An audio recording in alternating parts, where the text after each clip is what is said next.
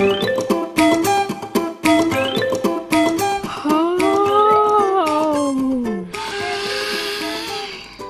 นจิตอาสาจิตอาสาน่ะดีแต่ง่วงเธอได้ขยะบนบกเยอะไหมไม่เยอะแสดงว่าคนไม่ค่อยทิ้งขยะเรี่ยราดแล้วสิไม่รู้เหมือนกันน่ะฉันหลับโอ้ขอบคุณมากนะนางอายช่วยดูแลแม้ว่าง่วงนอนเธอไปพักเถอะเกือบได้เวลาตื่นแล้วฉันตื่นแล้วล่ะจะไปฟังนิทานโอ้จริงสิไปด้วยเอามาให้2 ถุงเลยงั้นเอาไปด้วยอ่านกันเลยเรื่องมีอยู่ว่า กลิ่นอะไรตุเรื่องมีอยู่ว่านี่คือบ้าน2 สหายนายต๊อกและนายต๋อยที่จู้จี้ขี้บ่นคือนายต๊อกนี่แหละเขาตื่นเช้ามาก็บ่นกระปอดกระแปดอะไรก็ไม่ถูกใจไปทั้งนั้นเช้านี้กินอะไรกันเนี่ยปลาท่องโกอีกแล้วนี่ต๋อยอะไรพี่ต๊อกอาหารเช้าวางไว้ให้แล้วนะปลาท่องโกอีกแล้วเหรอเบื่อจะตายมันย่องเชียวกินมากๆอ้วนเลยแล้วทำไมมันเย็นจืดชืดอย่างเงี้ยเอาไปอุ่นทีสิไปทำไข่ลวกมาด้วยแล้วก็เครื่องดื่มสักแก้วหนึ่งเร็วๆด้วยล่ะหิวจะแย่แล้ว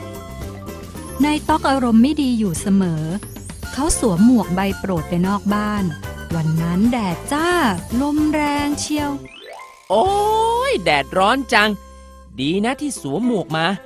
ไปเที่ยวไหนดีนะหมวกหลุดไอ้ลมบ้านี่กลับมานี่เจ้าหมวกกลับมาก่อนโอ้ยฉันไม่ชอบแกแล้วเจ้าลมมาพัดหมวกปลิวไปไหนแล้วล่ะโน่นแน่หยุดนะลมเดี๋ยวพัดมาเดี๋ยวนี้นายต๊อกจู้จี้ขี้บ่นเห็นอะไรก็ขัดหูขัดตาไปหมดแม้แต่เด็กๆที่วิ่งเล่นกัน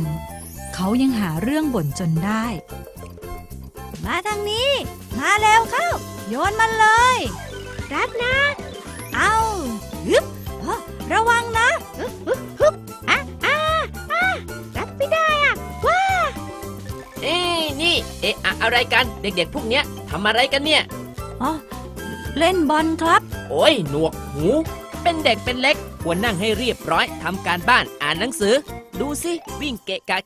เดี๋ยวก็ชนคนที่เดินผ่านไปผ่านมาเข้าร็อกเอาไปไกลๆเลยลูกบอลนั่นน่ะอีกอย่างนะถ้าโยนไปโดนกระจกบ้านฉันแล้วก็น่าดูเลยจะบอกให้เราอยู่ห่างบ้านคุณน้าตั้งเยอะผู้ใหญ่น่าจะส่งเสริมให้เด็กๆออกกำลังกายมากกว่าห้ามนะครับเชอะออกกำลังอะไรเล่นส่งเสียงเจี๊ยวจ้าววิ่งเกะกะแบบเนี้ยน่ารำคาญจะตายไม่เอาละฉันจะเดินไปทางโน้นหลีกหน่อยไปอย่ามาโยนลูกบอลแถวนี้อีกนะ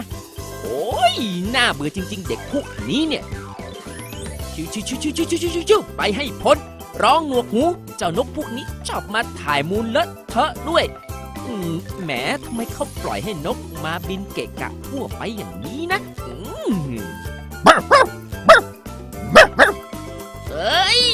หมาไปสกปรกเห่าเสียงดังเป็นโรคกลัวน้ำหรือเปล่าเนี่ยไป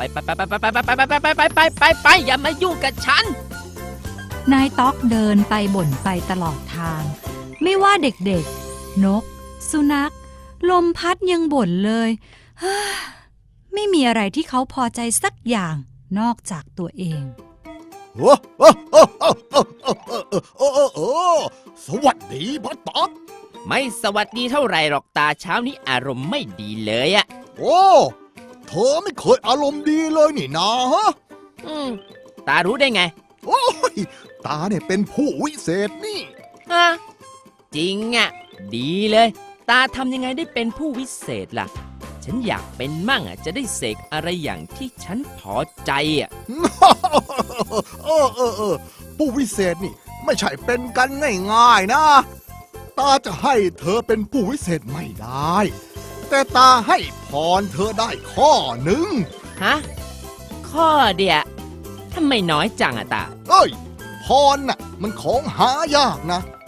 ตามปกติต้องทำความดีมากๆ ถึงจะได้พร แต่ตาเห็นว่าเธอนี่งุดหงิด